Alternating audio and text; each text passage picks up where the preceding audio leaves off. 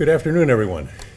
I'm Stuart Hart. I teach in the Grossman School of Business, also a Gunn Fellow, and really pleased to be involved with the evolution of the new institute, Taylor and everyone else, and co-direct this new MBA program called the SEMBA program, Sustainable Entrepreneurship MBA.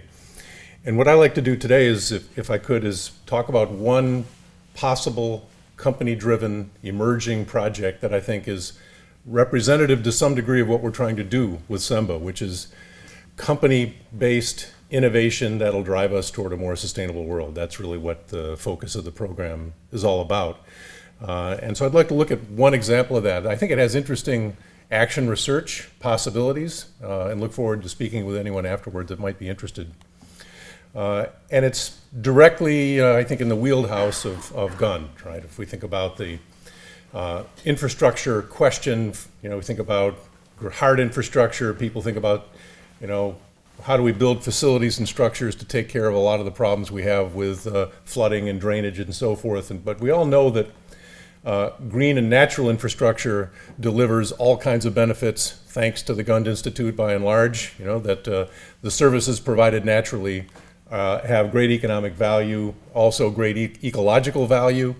I need not say more about that with the assembled group here. The problem, of course, is that land continues to degrade globally.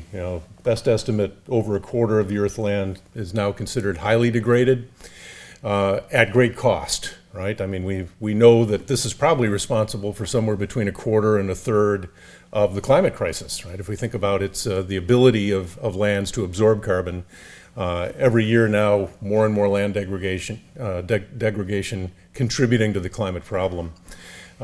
So if we could get a grip on this, if we could begin to turn the corner and think about how do we think about land restoration, how do we think about natural infrastructure restoration, could have enormous benefits, not only in sequestering carbon, but in a variety of other ways, obviously.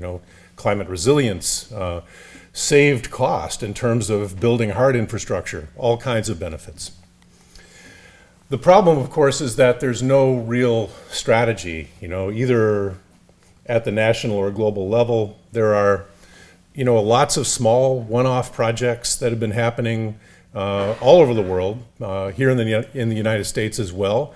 But it's kind of willy-nilly and doesn't seem to have any real kind of integrated direction or a strategy. So what I'd like to talk about today, maybe even pose as a question, the possibility that a company might actually drive something in a positive direction, and a company like Caterpillar. So what comes to mind when you think about Caterpillar? Mountaintop removal, right, or coal mining, or extraction, right? I mean, that's what Caterpillar's been mostly about. But the interesting thing is that Caterpillar, for a variety of reasons, including kind of those primary markets going down over time, enlightened self-interest, and I would say vision, holds the potential for them to participate in the restoration of natural capital. In other words, the company might actually become, rather than known for just earth moving, it might become known for earth restoration, right? Earth healing, right?